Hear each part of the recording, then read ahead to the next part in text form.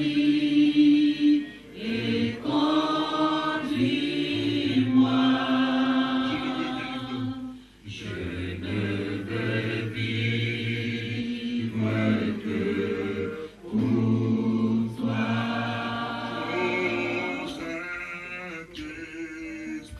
Saint-Esprit, je m'abandonne à toi.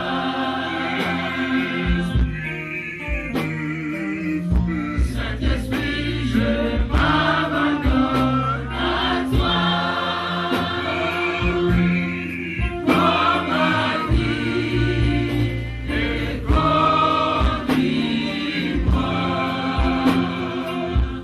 Je ne veux vivre que pour toi. Saint-Esprit, nous sommes ton peuple, tout pour de ton pâturage. Ce peuple que tu t'es acquis, que tu veux zéler pour les bonnes œuvres. Ce peuple que tu as mis à part, Ecclésia. Seigneur, nous t'appartenons. Encore ce soir, ce matin, Seigneur, merci de nous conduire, merci de nous diriger, merci de nous toucher, de nous parler, de nous renouveler, de nous restaurer, de nous relever. Merci de nous délivrer, de nous toucher, Seigneur, au plus profond de nos entrailles. Que notre être entier, Seigneur, de nos gloires soit affecté par la puissance de ta parole, oh Dieu. Reçois la révérence, la reconnaissance, l'honneur, la puissance et le règne.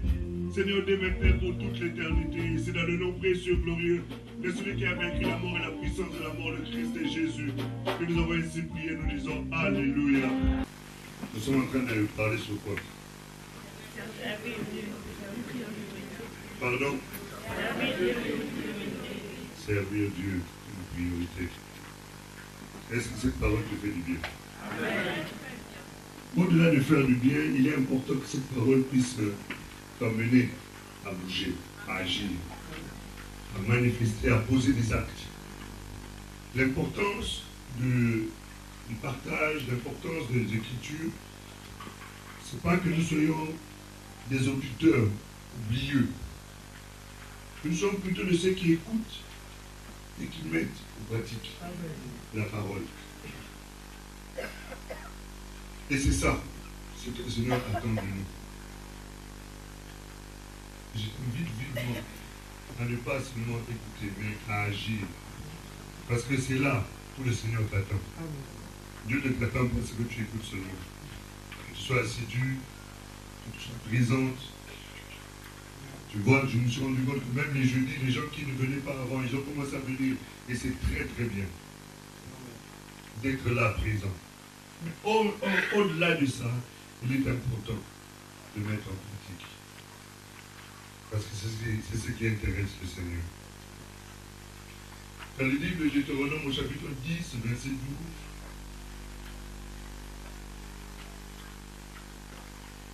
il est écrit ceci.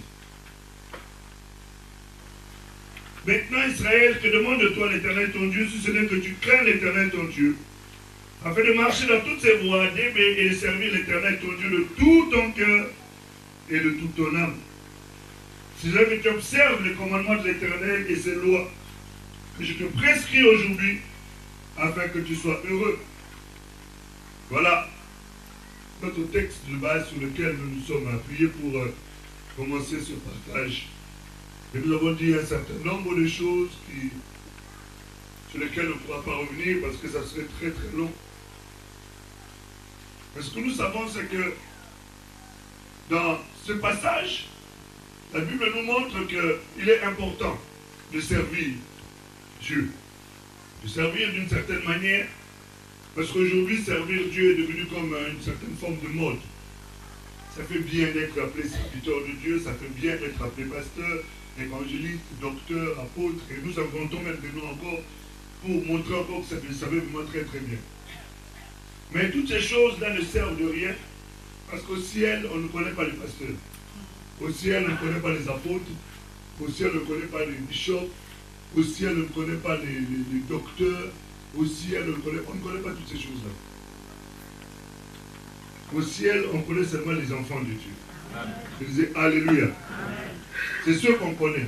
Et c'est que Dieu attend de nous que nous soyons véritablement ces enfants-là qui honorent et qui glorifient son nom. Nous allons mettre vraiment l'accent cette année sur l'évangélisation. C'est là où nous allons focaliser notre énergie, nous allons tous nous focaliser là-dessus pour que nous puissions servir le Seigneur. Parce que c'est la seule chose que tous nous pouvons faire. Et nous viendrons ensuite à parler sur les différentes capacités à servir Dieu, mais maintenant au sein de l'église locale. Mais ça, nous prenons encore le temps de nous étendre là-dessus. Savoir comment reconnaître l'appel, comment reconnaître son appel, et comment entrer dans son appel, comment travailler avec Dieu. On va voir toutes ces choses-là. Quels sont les différents ministères dans lesquels on peut se retrouver pour servir le Seigneur, de manière à ce que chacun sache quelle est sa place dans le corps. Alléluia. Et ensuite, nous avons commencé à parler sur la récompense. Parce qu'après avoir travaillé, chaque ouvrier mérite son salaire. Et nous sommes en train nous avons commencé à parler sur la récompense. Et nous avons essayé de voir que dans le livre d'Hébreux, chapitre 6, au verset 10, que Dieu n'est pas comme un homme. Dieu n'oublie jamais. Hébreux, chapitre 6, au verset 10, il dit ceci. Car Dieu n'est pas injuste pour oublier votre travail et l'amour que vous avez manifesté pour montrer pour son nom et a rendu et rendant encore des services au sein. On a vu que pour servir Dieu, il faut que nous soyons poussés, que nous soyons animés par l'amour de Dieu. Et je dis, j'avais relevé quelque chose de très important. Ce ne sont pas nos œuvres, et ça j'insiste là-dessus. Ce ne sont pas nos œuvres qui font que nous sommes agréables à Dieu. Nous sommes agréables à Dieu par la foi. Amen. C'est par grâce que nous sommes sauvés. Amen. Et ce n'est pas parce que j'ai donné beaucoup d'argent ou parce que je sers beaucoup que Dieu est en train de m'agréer. Dieu m'agrée parce que j'ai cru en Jésus. Amen. Par la foi. Et maintenant, après avoir cru en Jésus par la foi, la Bible nous dit, montre-moi ta foi, moi je te montrerai quoi? Or, la foi sans les œuvres est une foi qui est morte. Voilà. Maintenant, après avoir obtenu la foi, il faudrait que cette foi-là soit accompagnée des œuvres. Et c'est de là. C'est là où nous sommes. Amen. Il faut que ta foi soit accompagnée des œuvres. Si ta foi n'a pas d'œuvre, c'est qu'en réalité, il n'y a pas de foi. Je dis alléluia.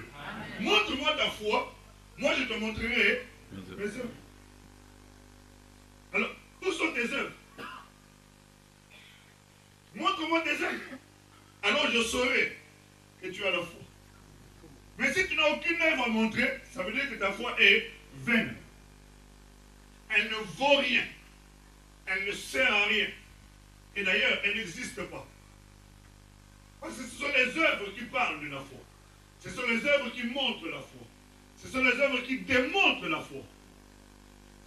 La Bible de la foi, c'est une démonstration. Donc, démontre comment? Par les œuvres. Regarde ton voisin du pied. Tu vois, et c'est ça qui est important. Et ici, l'apôtre est en train de l'apôtre Paul, à qui on attribue la lettre d'Hébreux, compte tenu de la profondeur de cette lettre-là, parce que c'est quelqu'un qui avait une connaissance des mystères très profonds du royaume. Et ici, il nous dit que Dieu n'est pas injuste pour oublier votre travail. Dieu n'oublie pas le travail. Et chaque personne qui travaille doit recevoir une récompense. Je répète une chose importante. Nous ne travaillons pas pour avoir une récompense. Amen. Mais dans le fonctionnement de Dieu, dans la logique du royaume, dans les principes que Dieu a mis en place, automatiquement, quand nous travaillons, cela coule de source. Que Dieu fasse en sorte que nous soyons récompensés. Mais dans mon élan de travail, dans la soif que je manifeste, dans le zèle que je déploie devant Dieu, je ne le déploie pas parce que je sais que quand je vais travailler, on va me payer. Non. Amen. Je le fais parce que un jour, lui m'avait aimé le premier. Amen. Parce qu'un jour, il avait laissé son trône de gloire. Il a pris la forme humaine. Il est allé à la croix. Il a payé le prix le plus élevé qu'on puisse payer. Parce qu'aucun homme, ni dans le ciel, ni sur la terre, ni sous la terre, ni dans les profondeurs des eaux, était capable de payer ce prix-là. Jean pleurait parce qu'il voyait qu'il n'y avait pas de solution. On lui a dit, arrête.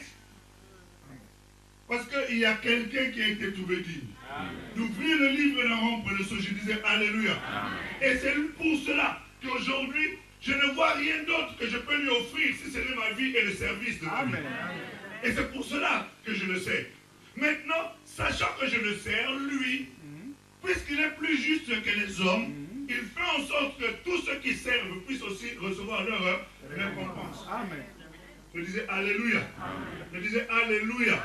Et nous avons essayé de voir par la grâce de Dieu, dans un certain nombre de passages, notamment dans les livres d'Exode, au chapitre 23, au verset 25, sur lequel nous sommes restés quand même un petit moment, pour essayer de comprendre que la Bible dit, vous me servirez. Et moi, en contrepartie, je vous bénirai. Et dans la bénédiction, on a essayé d'étayer, d'essayer de voir quel type de bénédiction qui sont liées au service. On a vu que la santé était liée au service, la maternité était liée au service, la protection était liée au service, la longévité était liée au service, un certain nombre de choses étaient liées au service, des privilèges que nous obtenons devant Dieu qui sont liés au service. Nous avons essayé de voir que notre bien-aimé Jean, qui était quelqu'un qui avait compris l'importance du service, avait mis au service de Dieu son argent. Dans le troisième livre de Jean, que nous prononçons souvent, mon bien-aimé, je souhaite que tu prospères, surtout au début de l'année, là, les gens ont dû envoyer ce passage-là, je souhaite que tu prospères à tous égards, que tu sois en bonne santé, que tu prospères comme prospère l'état de ton âme. On a envoyé plein de messages. Mais seulement ce message-là a été donné dans une circonstance bien précise, dans une condition bien particulière. Quelle était-elle? C'est qu'il y a ce monsieur-là qui avait compris que son argent devait servir Dieu. Et il a pris cet argent-là, il a commencé à servir Dieu. Quel était le travail qu'il faisait? C'est que si aujourd'hui, mon bien-aimé Loti a besoin de partir chanter aux États-Unis, parce qu'on l'a invité, on aime sa voix comme celle de Alvin Slaughter. Tu connais Alvin Slaughter? Et on l'invite pour aller chanter. Pour qu'il y aille, il n'a pas d'argent. Par contre, toi, tu en as. Tu lui payes le billet, tu lui payes l'hôtel, et tu lui dis, frère, pars, va servir le Seigneur. Tu ne t'inquiètes de rien. Et il part, il sert le Seigneur, il revient tranquillement. Parce qu'il sait qu'il y a quelqu'un qui le soutient financièrement. Je disais, Alléluia. Amen. Et c'est ce que faisait notre bien-aimé Gaius. Gaius, on ne le poussait pas, on ne l'exhortait pas. Il avait compris que son argent devait servir à l'avancement du royaume. Et il le mettait de tout cœur, avec beaucoup de libéralité, cet argent-là à disposition pour que l'œuvre de Dieu ne manque de rien. Et c'est pour cela qu'il est important, il est nécessaire que chacun de nous sache que ce n'est pas parce que tu en as beaucoup qu'il faut servir, mais avec ce que tu as déjà, tu peux déjà commencer à servir parce que Dieu, la Bible dit, celui qui est fidèle dans les petites choses, il sera aussi fidèle dans les grandes choses. N'attends pas d'avoir des millions pour commencer à servir, parce que si tu n'es pas capable d'enlever 10 euros sur une dîme, sur 10 euros de dîme sur 100 euros, le jour où tu auras 1 million, tu n'enlèveras pas, je te dis. Déjà, si 10 euros, ça te semble lourd, 100 euros, ça te semble lourd, 120 euros, ça te semble lourd, 200 euros, ça te semble lourd, le jour où tu auras 100 000 euros, je te dis, tu ne nous donneras pas. Et je t'assure que les arguments que tu vas nous donner, ça va nous convaincre, nous. Mais Dieu, ça ne convaincra pas. Je disais Alléluia. C'est pour ça qu'il est très important que chacun de nous comprenne que nous sommes appelés à servir Dieu avec notre argent, avec nos dîmes, avec nos dons, avec nos offrandes. Nous devons être capables. Nous devons être capables en faisant aussi des actions de grâce. Vous savez, beaucoup de gens font très peu d'actions de grâce. La semaine dernière, il y a une soeur qui est venue me voir. Elle a insisté pour qu'on prenne un rendez-vous. Elle a insisté, plusieurs reprises, ça a été reporté. Elle est arrivée au bureau. Elle me dit, pasteur, je suis venu, non pas pour te demander quoi que ce soit, mais je suis venu rendre grâce à Dieu. Grâce à Dieu parce que j'ai eu plusieurs fausses couches.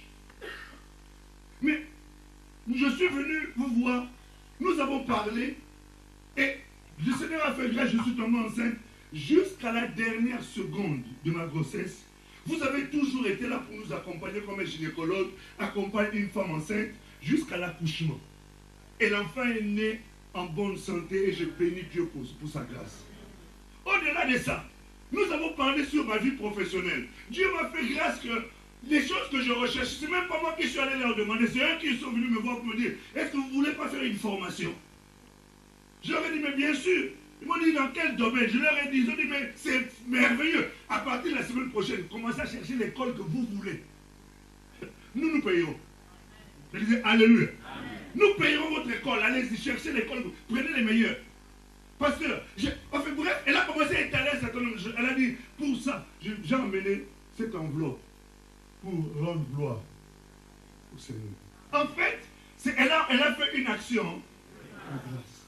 Vous savez, nous sommes devenus tellement... Dieu est devenu comme un ami, quoi. C'est-à-dire qu'il le fasse, c'est normal. C'est vrai que c'est normal, parce que c'est un père aimant. Je disais alléluia. Mais ceux qui ont compris que l'action de grâce, c'est quelque chose qui peut déclencher des choses extraordinaires. Parce que Dieu aime la reconnaissance. Je disais alléluia. La reconnaissance, ce n'est pas forcément avoir une enveloppe. Tu sais que tu peux avoir une montre en or. Tu prends ta montre là, tu viens mettre à la corbeille et tu dis, Seigneur, ça c'est pour toi. Tu peux avoir un bijou. Ça peut vous sembler bizarre ce que je vous dis là. Mais ça fait partie des actions de grâce. Alléluia. Je disais alléluia. Tu prends ça et tu dis non, Seigneur, ça, c'est pour toi.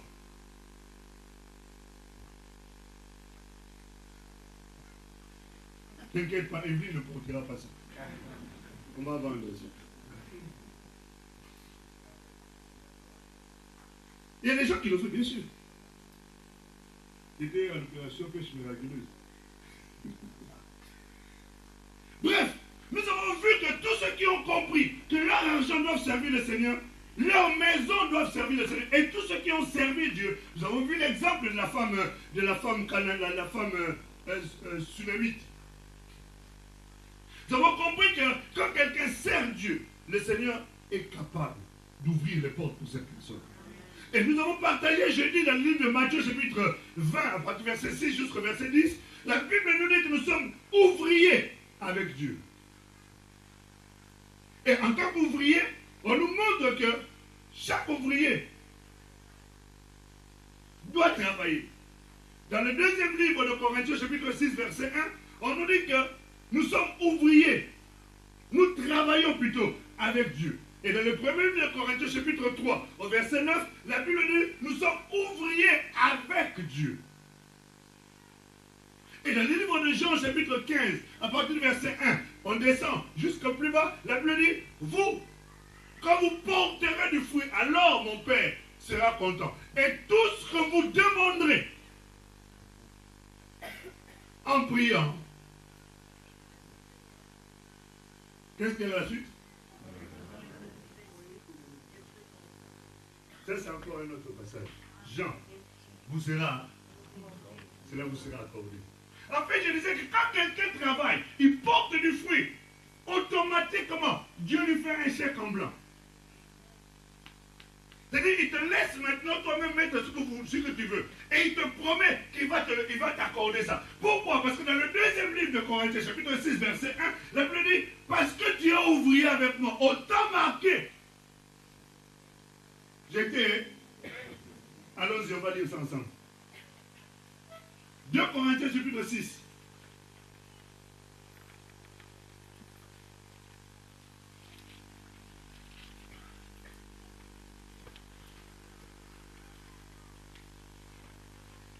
Verset 2. Car il est dit, au temps favorable, j'étais exaucé. Au jour du salut, j'étais secouru. Pourquoi? Parce que Dieu aime ceux qui le servent. Et ceux qui servent Dieu, Dieu se met à leur disposition pour faire en sorte que dans leurs besoins, dans leur attente, que le Seigneur vienne à leur secours. Mais effectivement, tu me dis, oh, pasteur, mais moi je sers Dieu. Il y a des situations difficiles dans lesquelles je suis passé, j'ai prié, je n'ai pas encore vu. Mais j'ai beaucoup aimé ce que la sœur a dit ici. Elle a dit quelque chose qui m'a beaucoup touché. Elle a dit, écoutez, tu peux être dans les difficultés, dans les problèmes, tu vas prier, tu vois que les choses n'arrivent pas, tu as toujours des combats, mais une chose est sûre, c'est que Dieu finit toujours par répondre. Je disais, alléluia. Celle qui parle ici, cette femme-là, c'est une ancienne musulmane. Elle était musulmane, née musulmane, grandie musulmane, et le Seigneur un jour l'a visitée, elle est devenue un enfant de Dieu. Remarquez sa façon à elle de parler de Jésus. Elle parle de Jésus comme quelqu'un avec qui elle mange tous les matins. Elle a pris le déjeuner avec lui, le midi ils ont déjeuné, le soir ils ont dîné, et après ils sont allés dormir ensemble dans la chambre. Je disais Alléluia. Elle parle de lui avec beaucoup de proximité. Et pourtant, elle a dit qu'elle ne savait pas lire. Vous savez, la connaissance intellectuelle, la connaissance de la lecture et la connaissance de l'expérience, c'est deux choses. Hein? Bref, ici Dieu dit, parce que tu m'as servi, j'étais exaucé. Dans les temps difficiles, j'étais secouru. Il ne secourt que ceux qui le servent. Et nous verrons encore dans les Écritures que quand quelqu'un sert Dieu, le Seigneur ne peut pas être insensible vis-à-vis de cette personne. Pourquoi? Parce que ça devient quelqu'un d'important pour lui. Dans le premier livre de Timothée, au chapitre 4, au verset 10, les Écritures nous disent ceci. Nous travaillons en effet et nous combattons parce que nous mettons notre espérance dans le Dieu vivant, qui est le sauveur de tous les hommes, surtout de qui? Des croyants ou de ceux qui croient dans certains versets. C'est que lorsque nous sommes en train de servir Dieu, nous travaillons avec Dieu. Ce Dieu-là fait en sorte que, même dans le travail, il nous arrive de combattre, parce qu'il y a des situations qui demandent le combat, pour lesquelles nous avons déjà la victoire. Je disais Alléluia. Amen. Et puisque nous travaillons ainsi, que nous avons le combat, nous ne travaillons pas n'importe comment. Nous travaillons avec espérance. Sachant que le Dieu en qui nous avons affaire, c'est le Dieu vivant, qui est non seulement le sauveur des autres, mais d'abord, il privilégie d'abord qui? Ceux qui croient. C'est-à-dire toi et moi. Est-ce que nous nous comprenons bien? Et il est important que tu puisses servir Dieu. Parce que dans le service que tu fais pour le Seigneur ne peut pas être indifférent. Dieu est constamment en train de bouger par rapport à ceux qui le servent. Et je t'invite vivement. Regardez. Observez dans les Écritures.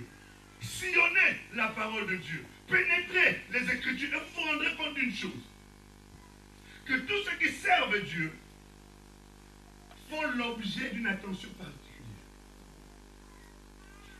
Je dis font l'objet d'une attention particulière. Regarde dans le livre des Actes.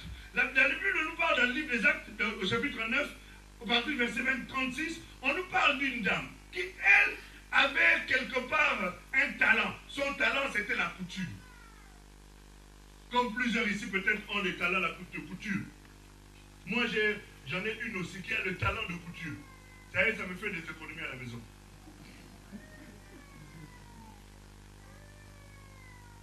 Elle s'appelle Tabitha, qui veut dire Dorcas, qui veut dire gazelle. Elle servait le Seigneur. Son travail, c'était faire des vêtements et aider les autres. C'est-à-dire que les talents que Dieu nous donne, les dons que Dieu nous donne, c'est pour l'utilité commune, disent les Écritures. C'est-à-dire que si tu as reçu un don, tu as reçu un talent, ce n'est pas seulement pour toi. C'est pour que cela soit utile aux autres. Et c'est ce que cette femme faisait. Elle cousait les vêtements. Elle donnait des vêtements. La Bible nous dit qu'à un moment donné, elle est tombée malade. Et quand elle est tombée malade, elle en est morte. Mais tu vois, quand tu deviens utile, quand tu sers le Seigneur, et que ton service nourrit, secourt, aide, est utile aux autres, automatiquement, les gens refusent que tu partes.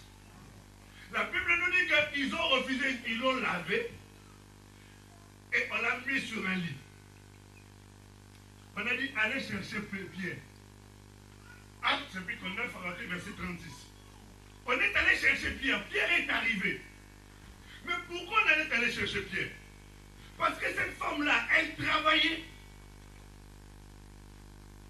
Si ce n'était qu'une soeur comme une autre, et qu'il ne faisait rien de spécial, on aurait pleuré parce que notre soeur est morte. Et puis si ce soir arrêté là. Mais ce qui fait, c'est sa particularité, c'est que c'est une femme qui travaillait. Et le fait de travailler, ils ont refusé que cette femme s'en aille. Pourquoi? Parce que jusque-là, il n'y avait encore personne pour la remplacer. Et quand bien même il y aurait eu quelqu'un pour la remplacer, je suis sûr qu'elle n'aurait pas eu autant de disponibilité du cœur. Parce que cette affaire-là, c'est une histoire du cœur. C'est une histoire du cœur, frère. Tu peux avoir beaucoup d'argent, tu peux avoir des talents, mais ces talents-là ne restent que pour toi parce que ton cœur n'est pas disponible à donner aux autres. Alléluia.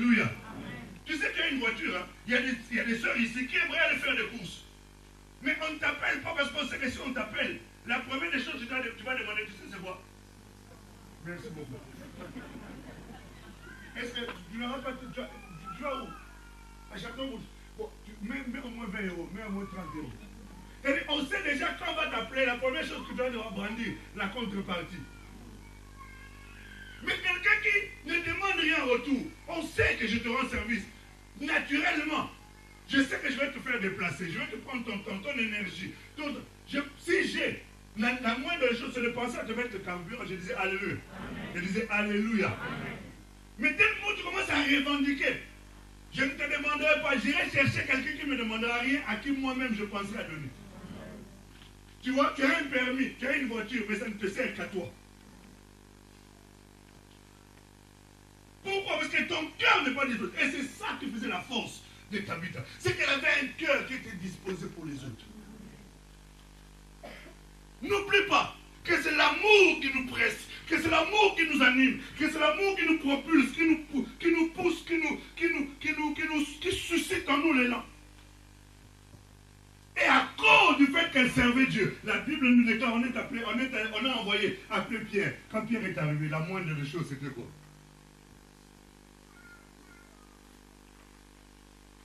On n'a pas dit combien d'années elle est encore restée vivante.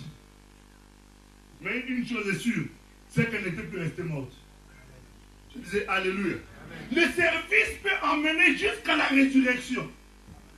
Là, on a parlé de la résurrection par rapport à la vie de cette femme. Mais il y a plusieurs choses qui peuvent être mortes dans ta vie. Ton mariage peut être mort, tes affaires peuvent être mortes, tes enfants peuvent être en situation de mort, tes projets peuvent être dans des situations de mort. Le fait de servir Dieu, Dieu suscitera quelqu'un, ou lui-même viendra, ou il interviendra d'une manière ou d'une autre pour que ceux qui étaient morts reprennent vie. Amen. Je disais Alléluia. Amen. Alléluia. C'est ça, serve Dieu mon frère. Serve Dieu, ma soeur. Parce que ceux qui servent Dieu, Dieu ne peut pas rester insensible. Dieu ne peut pas. Ce n'est pas possible que Dieu soit insensible. Ce n'est pas possible. J'ai dit que ce n'est pas possible. Regarde les Écritures. La Bible est remplie de témoignages en ce qui concerne l'intervention de Dieu pour ceux qui le servent. On a parlé jeudi dernier. Mais il y a une femme dans la Bible qui avait compris que, vous savez, ce que j'aime avec Dieu, c'est que Dieu nous vient quelquefois nous éprouver dans les choses qui, par moments, on peut prendre ça comme étant de la méchanceté ou un manque de sensibilité. Le Seigneur vient, envoie, bien aimé, il envoie Élie, c'est Élie, hein, il envoie Élie auprès de la veuve de Sarepta. Dites-moi, est-ce qu'à ce temps-là, Élie c'était un homme qui était connu? Qui a dit non? Élie c'était un homme qui était connu par les exploits, connu par l'autorité, la puissance de Dieu, connu par la grâce de Dieu, il était connu cet homme-là. Mais Dieu l'envoie auprès d'une femme de veuve de Sarepta. Et quand il arrive là-bas, il faut changer le matériel. Hein. Il arrive sur cette femme-là, il la trouve avec son enfant. Il leur restait quoi? Un peu de farine et un peu d'huile. Et il a bien dit à l'homme de Dieu, il ne me reste que ça. Après avoir mangé ma fille ou mon enfant et moi, après nous allons... Ce que j'aime dans les Écritures, c'est que dans le deuxième livre de Roi, au chapitre 17, au verset 13, verset 13. 2 Rois 17.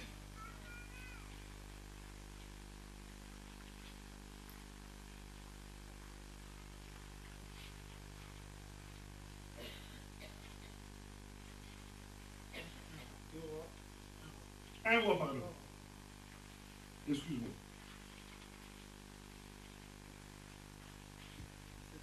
Oui. 1 Roi 17, verset 13, c'est écrit.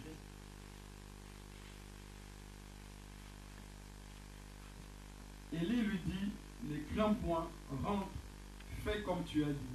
Seulement, prépare-moi d'abord avec cela un petit gâteau et tu me l'apporteras. Tu en feras ensuite pour toi et pour ton fils.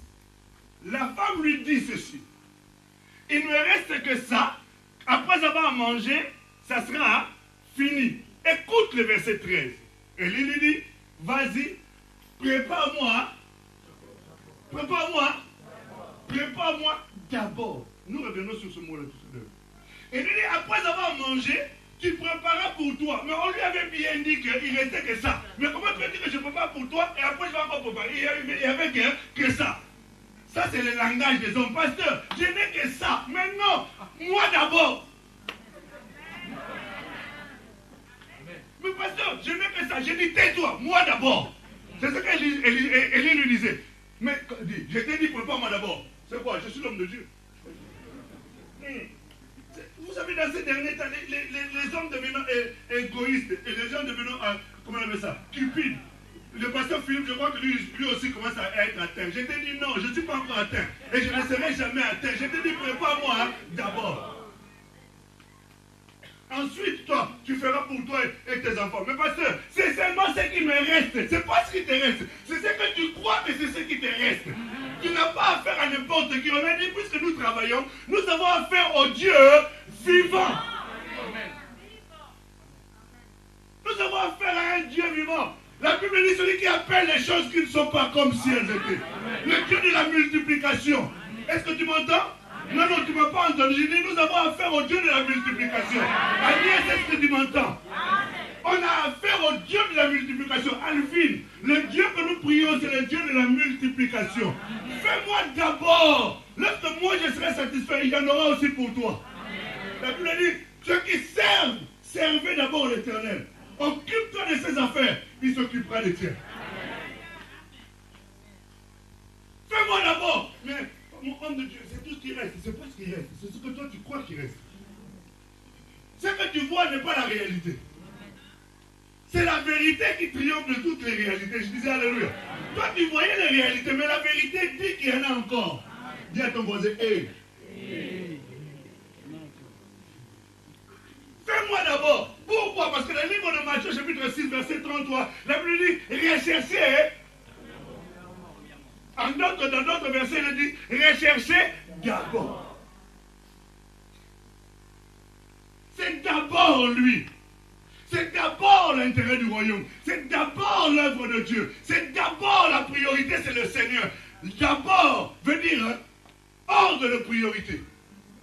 Je dois être le premier et ensuite on pensera à toi. Commence par servir Dieu. Mets ce que tu as à disposition au service de Dieu. Cette femme pensait que c'était fini pour elle. Mais dites-vous bien que la Bible dit que jusqu'à ce que la famine s'est arrêtée, elle n'a jamais manqué d'huile. Elle n'a manqué jamais de famine. Nous sommes dans une période où la Bible dit, où le monde est en train de dire que nous sommes dans une période de quoi? De quoi? Je n'ai pas entendu.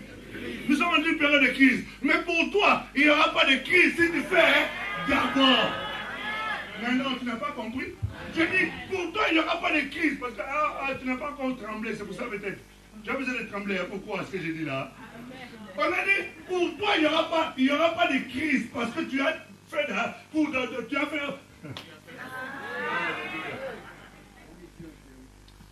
Si tu fais d'abord, toi, tu n'auras pas à subir la crise. Il y avait la crise pour tout le monde. Sauf dans la maison de cette femme-là. Elle l'a mangé jusqu'à la fin de la crise. Il y a la crise ici en France, la crise du travail, la crise financière, la crise de ceci, cela. Mais pour ta société, si Dieu est d'abord le premier à te servir, toi tu ne manqueras jamais de marcher. Dans ton travail, on peut tout licencier parce que toi tu sers d'abord le Seigneur. Avec tes biens, tu ne seras jamais licencié. Non, tu ne me comprends pas.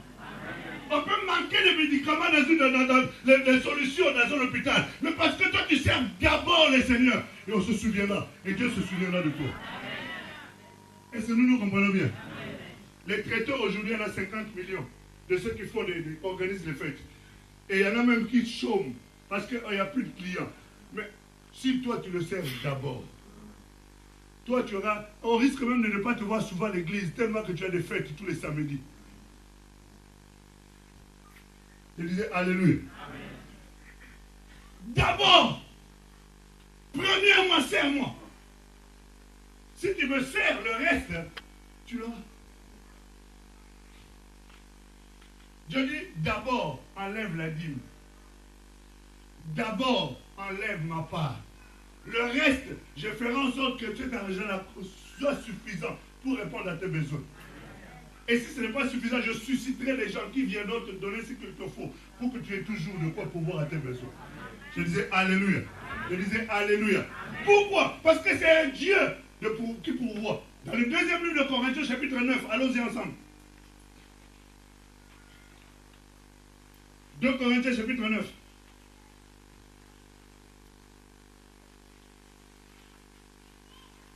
Tu sais, si tu apprends à faire confiance à Dieu, Dieu t'apprendra.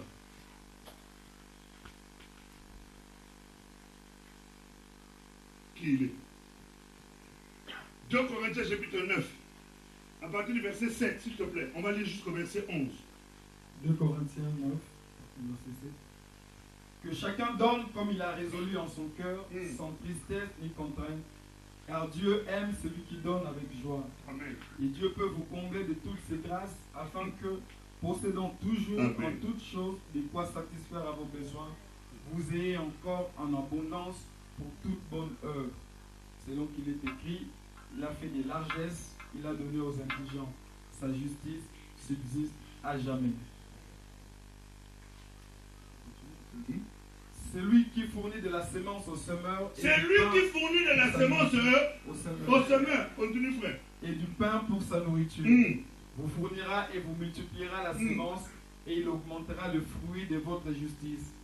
Vous serez de la sorte enrichis à tous égards pour toute espèce de libéralité, qui par notre moyen feront offrir à Dieu des actions de grâce. Alléluia. Car le secours de cette assistante non seulement pourvoit aux besoins des saints, mais il est encore une source abondante de nombreuses actions de grâce envers Dieu. Amen. En considérant ces secours dont ils font l'expérience, ils glorifient Dieu de votre obéissance dans la profession de l'évangile et de la libéralité de vos dons envers eux et envers tous. Amen. Est-ce que nous nous entendons là? Tu vois, le Dieu qui aime d'abord fait en sorte de multiplier pour que non seulement ça pourvoit tes besoins, mais que tu en aies encore en abondance. Ces choses-là, tu ne peux les expérimenter que lorsque tu poses des actes d'obéissance, comme on l'a dit ici. Alléluia.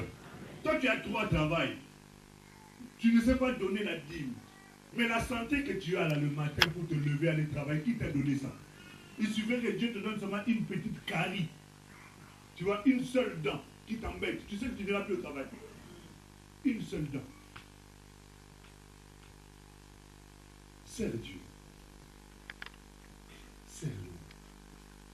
Parce que ceux qui le servent, vous savez ce qui se passe? C'est que la Bible nous dit, dans le livre de Malachie au chapitre 3, au verset 16, la Bible dit tout ce que nous faisons là. Il y a quelqu'un qui note. Alléluia. Il y a quelqu'un qui note ça. Dans le livre de Malachie chapitre 3, la Bible dit, le livre de souvenirs fut ouvert.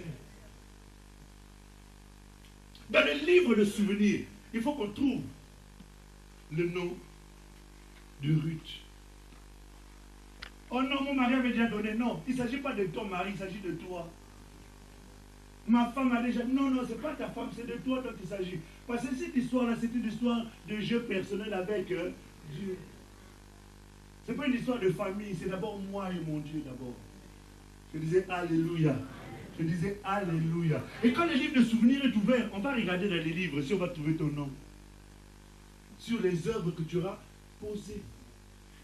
Si on ne trouve pas ton nom, c'est qu'il y a un danger.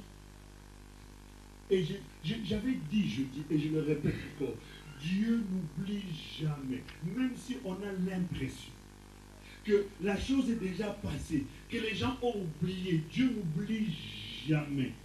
Souvenez-vous de Méphibosheth. Il était, entre guillemets, oublié des hommes. Mais David s'est souvenu du travail qu'avait fait son père, Jonathan, en son temps. Tout le monde avait oublié ça.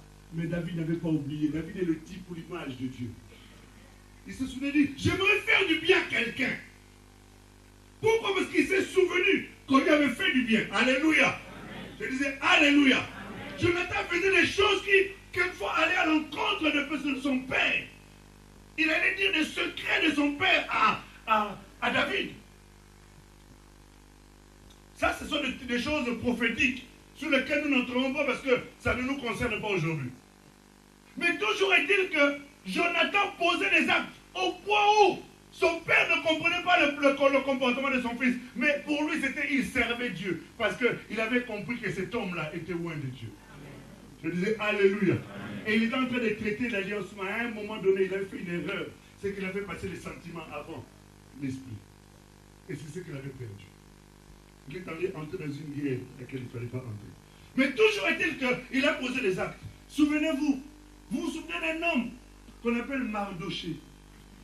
Dans le livre de Esther, au chapitre 6, allons-y, nous allons lire cette histoire-là. C'est quelque chose de formidable. Vous savez, je vais te rappeler une chose, que tout ce que tu fais pour Dieu, j'ai dit tout ce que tu fais pour Dieu, Philippe peut oublier, Éric peut oublier, Blanchard peut oublier, Azaf peut oublier, Richard peut oublier, Alain peut oublier, les hommes peuvent oublier, mais Dieu n'oublie jamais. Esther chapitre 6.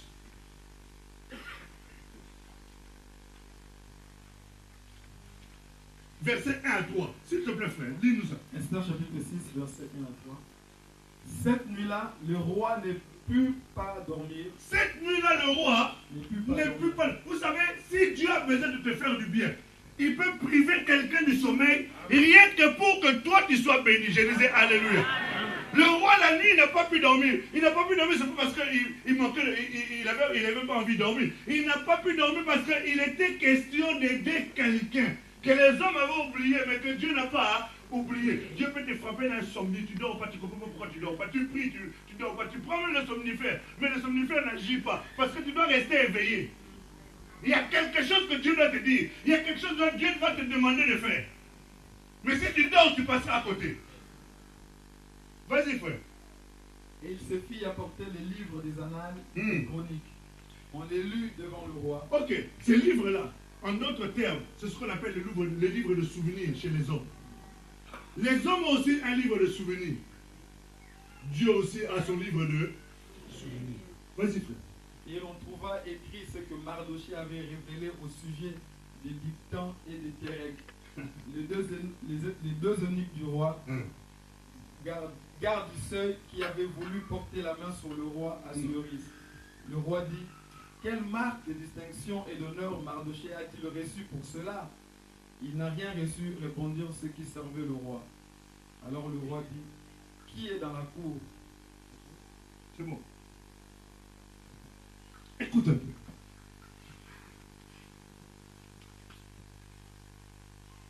Mardoché a aidé le roi.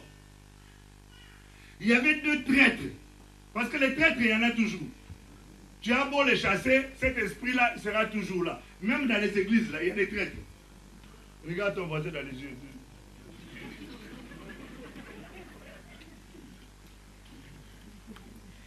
Il y a des traîtres. Et ces traîtres-là fomentent toujours des coups contre les autres. Et là, ils avaient préparé un coup pour faire un sale coup au roi. Mardoché a vu ça. En notre temps, les jeunes disent: ouais, mais il a Poucave. Mais là, il va Poucave. Il avait aidé pour que le roi ne meure pas. Poucave, pour vous qui ne comprenez pas notre langage de jeune, c'est-à-dire qu'il avait trahi.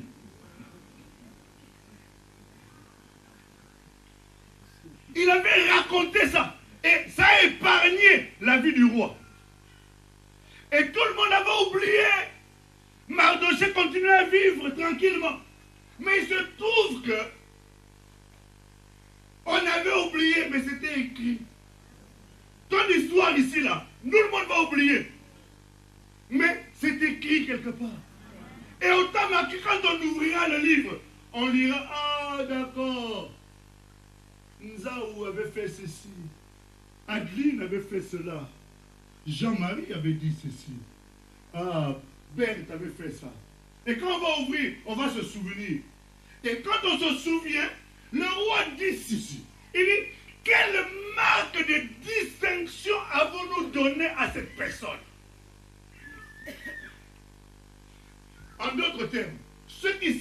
Dieu, Dieu leur donne une marque de distinction. Dieu leur donne une marque, c'est-à-dire quelque chose qui fait que quand on regarde, on dit non, il n'est pas ou elle n'est pas comme tous les autres. Quelque chose qui te distingue, quelque chose qui te met à part, quelque chose qui fait que quand on te regarde, on comprend que non, ce n'est pas possible, ça ne peut qu'être Dieu qui peut faire ça.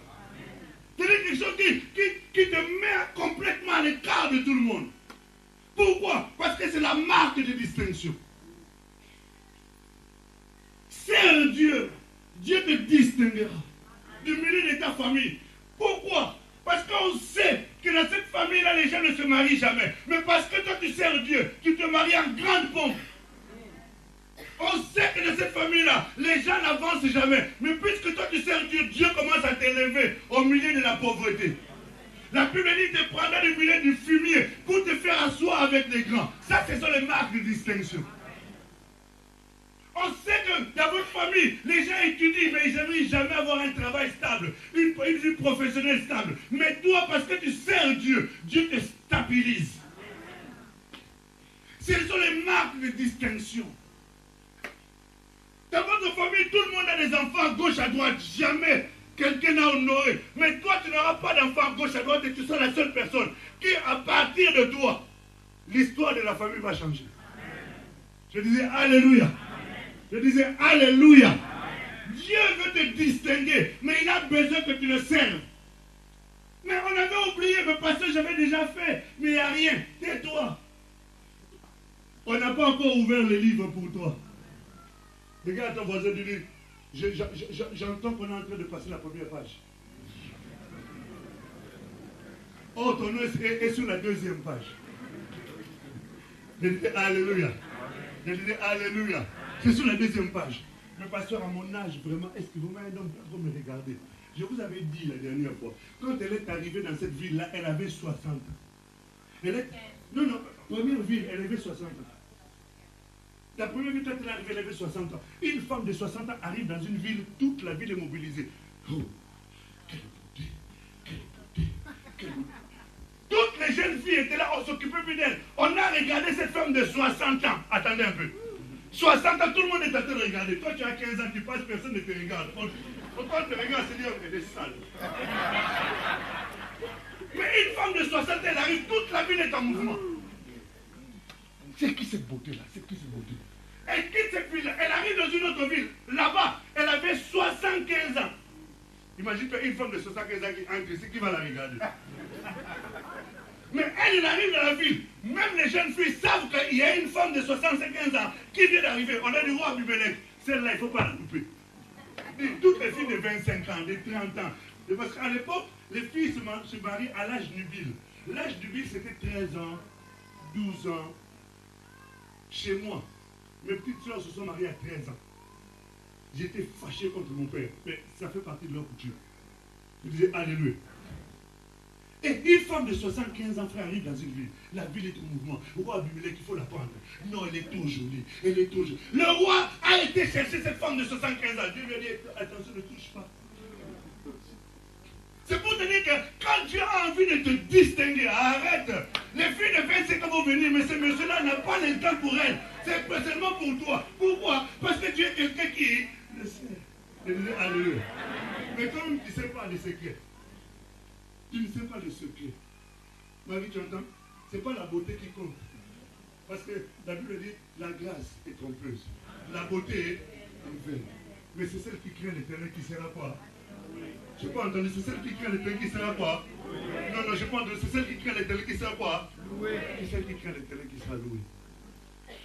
Parce que moi, vraiment, à 45 ans, avec 2 enfants, t'inquiète pas. Si Dieu a besoin de te présenter, même les jeunes de 25 ans, maquillés jusqu'à ici, là. Avec des rouges à lèvres, les lèvres bombées avec les je sais pas quoi, là. Le botox. Oui, mais vous savez, mais bien sûr. Elles vont faire des opérations chirurgicales. Quand tu vois, elle arrive au sol, là, tu dis. Prends seulement une aiguille, mets là-bas. C'est là où tu sauras si c'est.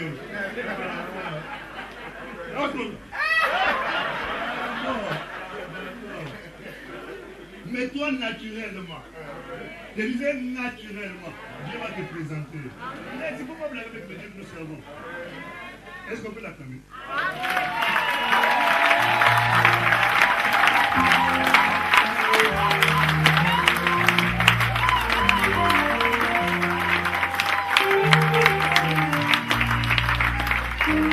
Est-ce que tu peux encore acclamer?